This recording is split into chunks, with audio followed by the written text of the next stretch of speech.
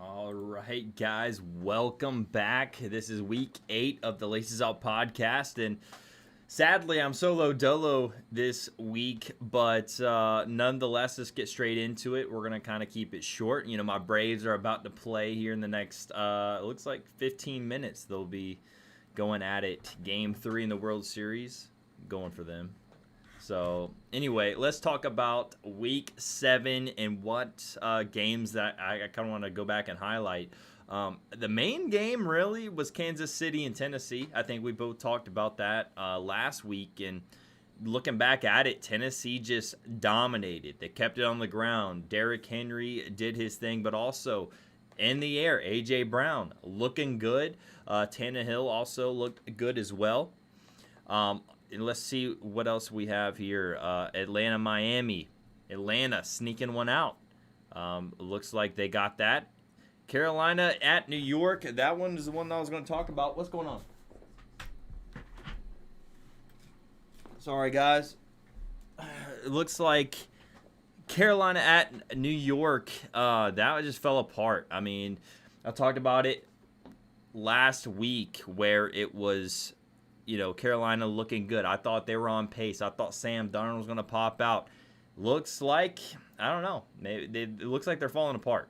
So what I'm going to say from this next week, if they don't have a bounce back, I think Carolina could be seeing a lot more losses in their future. Hate to say it as a Panther fan, but I'm going to. And then another thing I want to highlight, another game out of week 7, which, really didn't look like there was going to be a lot of games to highlight. But after the results, now you're looking at Cincinnati at Baltimore. Baltimore was the team to beat. They over here taking out a lot of teams that are contenders. Now they're going up against Cincinnati in Baltimore. You would think it would be kind of a cakewalk, but no. Cincinnati came out strong with their defense and only held them to 17 and even offense. Joe Burrow connecting once again to his number one target, Ja'Marr Chase, and they look good right now. Cincinnati did beat the Baltimore Ravens 41-17. So, man, Ja'Marr Chase and Burrow has that combination, deadly combination, just like the Rams. The Rams, they handle business in Detroit, which was obviously a little bit of a revenge game for Matthew Stafford, and you see him dropping the 334 yards. But also, his number one target, Cooper Kupp, doing it again. 156 yards for Cooper Kupp as well. And then going on to the Monday night where we had New Orleans sneaking out a win against Seattle, which you would think that game was going to be a little bit more offense. Didn't really see much. But let's go into week 8 and our predictions. And also, since it's Friday, we get to talk about the Thursday night game, which we just saw last night. Green Bay in Arizona, and Green Bay snuck it out by 3 points. It came down to really just a throw in the end zone. A.J. Green didn't turn around. Green Bay defender was there, had the easy interception, and game over. They can kneel it out. But, just great work by Aaron Rodgers and his Green Bay Packers with really no receivers to help him out around, Devontae Adams on the COVID list, Allen Lazard on the COVID list. MVS was struggling with the injury. He wasn't going to be able to make it out there as well. So, he even flew in. They were hoping that he was going to be a game-time decision, but decided not to play, right before game time. And then who was your guy? Randall Cobb. Randall Cobb showed up. And then also the rushing leader was actually A.J. Dillon. Even though Jones did well, he did well a little bit better in the passing back role. But A.J. Dillon also was a guy to highlight on that. Also, shout out to DeAndre Hopkins for that one play that he did sneak out of bounds on. It was a touchdown if he didn't have that foot out of bounds. But looking back at it, that was a nice play. Well, what are we looking at here in week 8? Which games kind of highlight my radar? What games is it going to be to look out for here in week 8? And honestly, I'm just looking at them for the first time. Well, I looked at them a few times, but um, not many games I really want to say. But I will actually go to Denver or Washington at Denver. I think Denver is going to be a team where they're going to fire back. I think Denver, with Jerry Jeudy coming back, you got Teddy Bridgewater. He's got his threats with being Fant. Now, since Judy's back, Sutton is already looking great. I think Denver is going to come out on top of that game pretty handedly. Another game to look out for, but not really. Dallas at Minnesota, I think, is going to be a decent game, and that's the Sunday night game. I think Dallas probably will sneak it out. I think they're going to play pretty close. Vikings also another team that can get it done both sides through the air, on the ground as well. So look out for that one. I do think Dallas is going to squeeze that one out. The Monday night game's kind of crazy. New York at Kansas City. This is Kansas City's bounce back time. I think Kansas City, if they're going to do it here,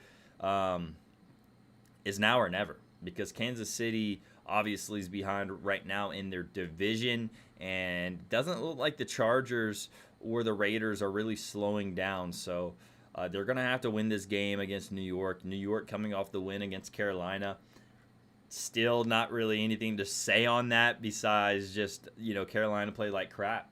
They did, and that's all you really can say. But other than that, there's a lot of, since we only have 2 byes, we have the Las Vegas Raiders and the Baltimore Ravens, both on byes this week. So not many bye weeks.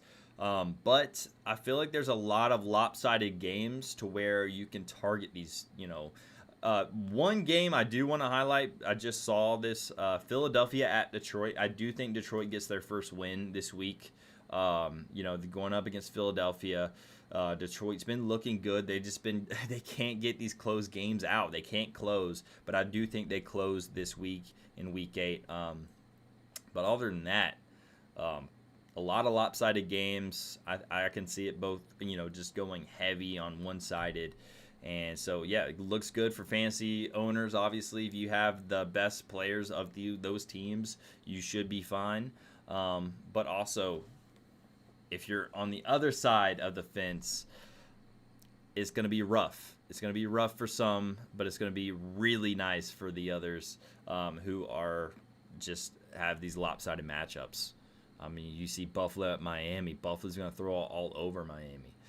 San Francisco at Chicago. I think San Francisco is going to still get the running game going. Chicago still hasn't figured out anything on offense right now without David Montgomery in, and I don't see them finding it out against San Fran. Pittsburgh at Cleveland, that could be a little bit closer of a game just because those teams are both decent. And even though Baker's out, you saw it last week. Cleveland still looked good against Denver, keeping the ground and pound football that Cleveland always does. Plus Chubb's coming back. He's questionable. I do think, though, he will be playing. Maybe limited snaps, but, he just him in the game's going to be different. So. But other than that, Tennessee, I think, feed the beast. Derrick Henry's going to do some work, obviously. A.J. Brown. Julio Jones is out, so look a little bit even more work for A.J. Brown, even though I don't think it's going to make too much of a difference on that one. But anyway, that was it really for Week 8. Just kind of wrapping it up. Yeah. I'm just going to go off of that, and we're going to go straight into the boom or bust that we have for this week. And I'm going to let you guys know what Hex and J-Bunk sit in. So far, Waterboy has not sent his in, but I'm sure he will before game time, so we'll keep those picks. Well, let's get into the boom or bust here of the week, and here's the record right there in front of me. Doesn't look the best. We got myself at 5-9, J-Bunk at 2-12. Come on, Bunk, you got to pick that up. Waterboy at 3-7, and Hex making a little comeback with a 6-6 record. So Hex actually came a little bit late in this little competition that we're doing, and is actually having the better or the most wins as of now. So pretty good. Shout out to Hex on that. But let's get into who my picks for the boom or bust of this week. Well, I'll let you know mine first. My boom is Kyle Pitts for Atlanta going up against Carolina. Carolina is, since I'm a fan, I know for sure they're not the best against tight ends. You saw Dalton Schultz, also Blake Jarwin from the Dallas Cowboys just stomp us with their tight ends. And you see this every week if you're playing against Carolina, just they're targeting those tight ends. And now I feel like that's even going to be more without having some of the linebacker help from Shaq Thompson. You look back at, we got Stephon Gilmore now and on the corner, so we might have a little bit more lockdown on the corners. Matt Ryan's gonna have to look middle of the field. Who's gonna be there? Cordero Patterson and Kyle Pitts both are decent starts this week. I mean, Kyle Pitts has just been showing phenomenal tight end work in the last 2 weeks. Let's see that continue against a terrible defense against the tight end. They're pretty good against the run right now, but against the throw on tight ends, not the best. So my bust, I'm gonna go ahead and let me let you guys know, or I'll let you guys know all the booms first. So Hex, who is our best bet right now. Let me show you the record again. Sorry, Bunk, about this, but boom, there you go. Hex is 6 for 6 right now on boom or bust. Dirty Joe is his boom with a 13.8 projection, which means he needs to hit at least an 18.8, which is doable for Dirty Joe, which what we call him. Joe Mixon, though, against the New York Jets, and that's just like I said, so many lopsided games going on. Cincinnati, taking it, last week against a great team showed that they can beat a great team, and now going up against a crappy team, why not blow this team out of the water? And of course, it's going to be through Joe Mixon and Joe Burrow, possibly also Jamar Chase as well, doing well. J Bunk's boom is Chase Claypool, another good boom as well. I agree with all of our booms right now. Claypool, he's only projected 10.8. I see him getting as well at least 15 points. So good boom right there by J Bunk. Let's go into the bust. The bust of week 8. Who do we not think is going to hit their projected mark? Well, I'll start. I think Alvin Kamara, and it's nothing against Alvin Kamara or anything. He's going up against Tampa, which is one of the toughest run stops in the game, so you're not going to see too much on the ground. A lot of things you have to worry about against Kamara is in these dump-off pass scenarios, so I could see Kamara still having possibly 15 fantasy points, around 15, 16. I just don't see him getting over 18, man. I just think that's a very tough defense to go up against, and projecting him at 18 is pretty high. So I saw that, and that is my bust for week 8. Let you guys know Hex's bust of this week, Najee Harris at 18.7. I think he saw the same thing, just a little bit too high of a projection right there for Najee Harris. Kendall apparently saw as well. For Najee here at 18.7. So that is his bust of week 8. And for last but not least is J Bunk with this great record. He's busting Antonio Gibson at 11.6, which that's a low projection to bust on. But I will say they're going to have to throw a lot because I think this game's going to get out of hand. So possibly decent bust opportunity right there for Antonio Gibson. Hasn't been really showing anything great when everyone's really expected him to be the next. I've heard the next CMC. I don't know. I've heard that in other places, but everyone they thought he was going to be up there, maybe with a Joe Mixon, David Montgomery kind of type player, and he just has not showed up this whole year. It could be a team problem, manager, whatever.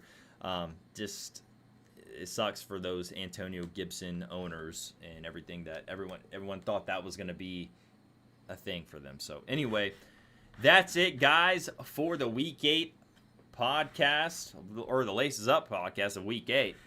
Thank you guys for watching, and we'll see you guys in Week 9, hopefully with my co-host Jay Bunk and Waterboy. We'll see you guys later.